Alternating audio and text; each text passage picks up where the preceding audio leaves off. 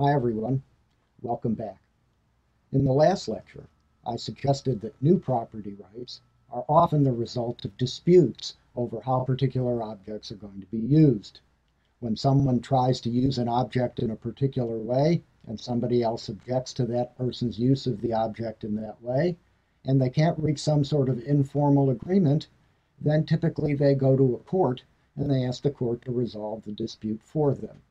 The court does so by either saying that the person has the right to use that object in the way that he or she claims, or alternatively, that the other person, the objector, has the right to control that use of the object and can stop the first person from using the object in that way.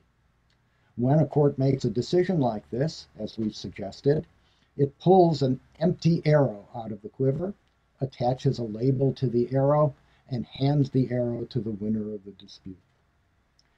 In these next few lectures, I'd like to elaborate on some of these points and develop them a bit further in the context of an extended example about a particular kind of dispute over the use of someone's house. So I'll begin by telling a short story about two neighbors whom I'll call Hamilton and Jefferson, great names out of American history, and names that I've chosen so the two parties will have something to dispute over. Let's assume that Hamilton and Jefferson each lives in a small house in a small town, and that their houses are next to one another, and that there aren't any neighbors near enough to be bothered by anything that might happen between Hamilton's house and Jefferson's house. When we raise the curtain on the story, we'll first have a look at Tom Jefferson's house. There it is. It's a small house, and as you'll notice, it has a small room on the right-hand side, an alcove as we call it, and Tom uses that room as a playroom for his daughter, whom we'll call Rachel. As we open the curtain on the story, you see the number 1000 under Jefferson's home, and that number is meant, hypothetically, to represent the value of all of the property rights that Jefferson owns to that building to Jefferson himself. So, for example, the $1,000 measures the value to Jefferson of the entire quiver of property rights that Jefferson actually owns in his house. To say that he values this quiver of rights at $1,000 means that if somebody were to offer him $1,001 for all of his property rights, for the entire quiver of rights that he owns relative to that particular house, then Jefferson would accept the offer because $1,000 is more, $1,001 is more than $1,000. Alternatively, if somebody were to offer Jefferson only $999 for his quiver, he would refuse the offer because the quiver is worth more to him than the offer that he has from this other individual. Sitting next to Jefferson's house, let's assume, is Hamilton's house. It's a federal house, perhaps quite appropriately for Alex, and you'll notice the number 1200 under Hamilton's name. That's meant to signify exactly the same sort of thing as the number under Jefferson's name signified. That is, Hamilton owns a quiver of property rights which are attached to his house, and the value to him of the entirety of the quiver of property rights that he owns to his own house is $1,200. That means if somebody were to offer him $1,201 for his quiver, he would sell it. But if somebody were to offer him $1,199 for the quiver, then he wouldn't sell it. Now let's suppose a change in the situation occurs, and it occurs because Jefferson has been given a brand new business opportunity. Suppose that in the town where Hamilton and Jefferson live, there's a factory that makes sirens. And the siren factory comes to Jefferson and offers him a business deal. Tom, they say, every day at 5 p.m., we'll bring a truck by your house, and the truck will contain all of the sirens that we've produced at the factory during the day. We typically produce about 200 or 250 sirens in a day. What we'd like you to do is to take the equipment that we're going to give you and do quality testing on the sirens that we've made. We'll ask you to test each siren to see that it works, And if the siren works, you simply mark it with a tag that says that it works and put it in the bin that holds the sirens that work. And for the few sirens that don't work, you put a different tag on them and put them on the defective box, and we'll take those back the next morning with the sirens that have been tested to work well, and we'll take care of the rest. How does he test the sirens? Well, the equipment that he's been given is very simple. It's simply a battery with 2 wires. He connects the 2 wires to each siren, and then he sees whether the siren makes a noise. If the siren works, it goes boop, and if the siren doesn't work, it doesn't make a noise. So, Tom estimates it will take him about 2 to 3 hours in the evening, from 5 to 8, to test the 200 or 250 sirens that are going to be given to him every day by the siren manufacturer. The siren manufacturer offers Tom the following deal. If Tom will test those sirens every day from 5 to 8 in the evening in the way that I've just described, then the siren testing company will provide Tom with all of the equipment. It will provide him with compensation for his labor. It will provide him with full compensation for any unpleasantness that he experiences from testing the sirens. And on top of everything, the company will pay Tom $500 in pure profit. And so Tom thinks to himself, this is a wonderful opportunity. He can take Rachel's alcove on the side of the house and turn it into a siren testing laboratory. He'll set up the equipment that the siren testing company brings him, and every day from 5 to 8 in the evening, he'll connect his battery-powered tester to the sirens and see which sirens go whoop and which sirens don't. And for having done this, he'll realize a pure profit of $500. So, as you can see in the slide, Jefferson's quiver of property rights is worth $1,000 if it does not include the arrow that allows him to test sirens in Rachel's alcove. On the other hand, if Tom can get the property right to test sirens in Rachel's alcove, then his quiver of property rights will be worth $500 more than it had been before, because the value to Tom of the property right that allows him to test those sirens in Rachel's alcove is $500. But of course, when Tom tests those sirens from 5 to 8 in the evening, he makes a great deal of noise. And let's say that the noise wafts next door to Hamilton's house, and Hamilton and his family find their dinner hour from 5 to 8 every evening interrupted by hundreds of whoop, whoop, whoop noises emanating from Jefferson's house. And of course, this makes it much more difficult, much less pleasant to find quiet enjoyment in Hamilton's house. And let's suppose that Hamilton values the loss of quiet enjoyment that he experiences whenever Jefferson tests those sirens at $200. And that means the following. As we saw, the value to Hamilton of his entire quiver of property rights, not including a property right having to do with the testing of sirens in Rachel's alcove, was $1,200. Those were the property rights that Hamilton had before Jefferson asserted the right to test the sirens. But if the sirens are run and are tested, and Hamilton does not have the right to stop Jefferson from doing so, his house will simply be less pleasant for him and his family to live in, and the value of those very same property rights, the ones that he had before the sirens were tested and were then worth $1,200, the value of that quiver of property rights will be reduced, in Hamilton's eyes, to $1,200. In a word, testing of the sirens is worth $500 to Jefferson, but if he does test the sirens, he'll impose a $200 cost on Hamilton in the form of denying Hamilton the quiet enjoyment of his home between 5 and 8 on weekday evenings. So we have a dispute. Can Tom and Alex work it out? Well, maybe they can.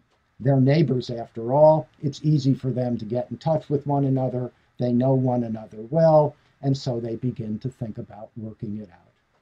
And so Alex, who's the aggrieved party, it looks like, walks across the way and knocks on Tom's door and says, "Tom, about those sirens, perhaps we can come to a deal.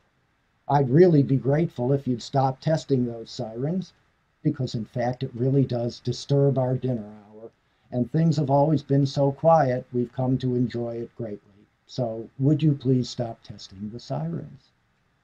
And Tom says, "Well, Alex, I'm very sorry about the disturbance to your dinner hour, but I'm just trying to make a living, and I have an opportunity to use my house.